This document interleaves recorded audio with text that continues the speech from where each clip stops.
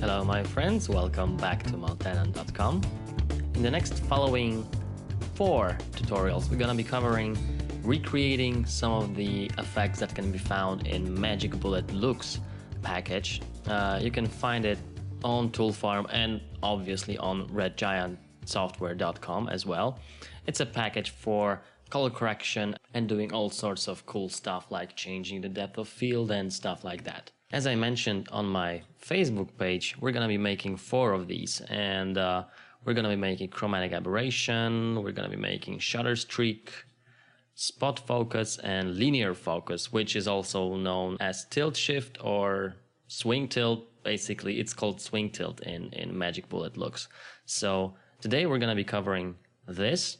And by the way, if you're not a fan on Facebook, please make sure that you become a fan, because there are all sorts of treats there. So make sure to check it out.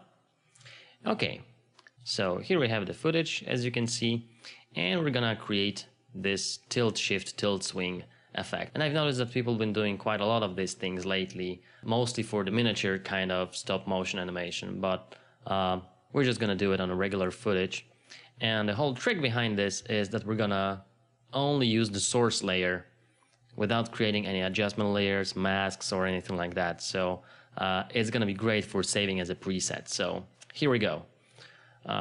First off, we would have to create an alpha channel for the things that we want to blur, right? So first of all, we need to kind of tell After Effects which parts of the image we want to blur out and which we want to keep in focus. So normally, we would do it like that. We would probably create a rectangular mask or something like that, rotate it a little bit, right? Probably feather it out to do some feathering, and then duplicate the layer or create another, just drag another copy and blur the copy out. So fast blur, repeat each pixels. This is kind of what we would do normally. It's not bad, of course, but we've got 2 layers, which I just don't like. I would like things to be, handy and draggable from the presets and stuff. So I'm going to show you how to do that in a very clever way. So I hope you'll get something more out of it as well. So let's create the alpha channel. And to do that, we're going to use CC Light Sweep. I guess you didn't see that coming, right? And this is the default look of the effect, and that's all good. We don't need the edge thickness, so we can just zero it out. And we can change the gradient to smooth or linear. Let's just leave it at linear, makes things easier to see. Okay, and I'm gonna pump up the intensity just so we know that what we're doing. So what we want to achieve is to basically keep these parts of the image so we can blur them out, but keep this white area transparent. So there's a nice trick to do that. We can change this parameter to cutout, and as you can see, that creates a perfect alpha channel, but unfortunately it's the exact opposite of what we need. So we're just gonna apply the invert filter just like that and set the invert to alpha.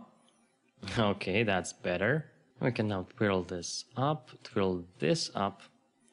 Now apply CC composite, which is gonna bring back the original pixels, preserving the created alpha channel. As you can see, right now I can change the width or intensity, just like that. And now it's time to apply the blur. We can use fast blur or actually lens blur. It's really nice. So let's just apply lens blur. But that unfortunately calculates quite a long time. So it's really up to you, but it does create a subtly better effect. But you know what? I'm just gonna turn it off and maybe use the regular fast blur effect. And repeat each pixels and blur it out quite a bit, something like that. And now the only thing I have to do is to plug this nasty hole, so we can use CC composite again and set the composite original to behind. And now we just need to uncheck the RGB only, which will also include the original alpha channel, which was basically, you know, the whole image was opaque. So, ta-da! There we go. And the only thing left to do is to, you know, for your convenience, is to add a point controller at the top and a slider as well, just like that. So this is going to be our blur, and this is going to be our position, or whatever you want to call it. So let's just take the center of the light sweep and link it to our position, just like that. And take the fast blur and link it to our blur slider. And there we go. We've got the blur, we've got the position, just like that. As you can see, oh yeah, we would probably need the angle as well. But on the other hand, I don't think we need to, because we've got all sorts of useful settings in here, so we can just keep it like that. Yeah, you know what? In fact, I'm gonna get rid of this position. Yeah. And just delete the expression in here. So the only thing that will control with the slider is the blur, because we don't need to go down here to, you know, access the blur, but all other parameters are quite handy in this little effect in here. So we can just grab it, pick the interest point, choose the angle, more or less like that. We can now increase the intensity or decrease it to create kind of a soft transition. That looks nice. And yeah, there we go. It's ready to save as a preset and to use in your own projects. Like I said, this is very easy to achieve using Magic Bullet Looks, which is something that I would really recommend for you to at least checking out. So once again, you can get it at Tool Farm.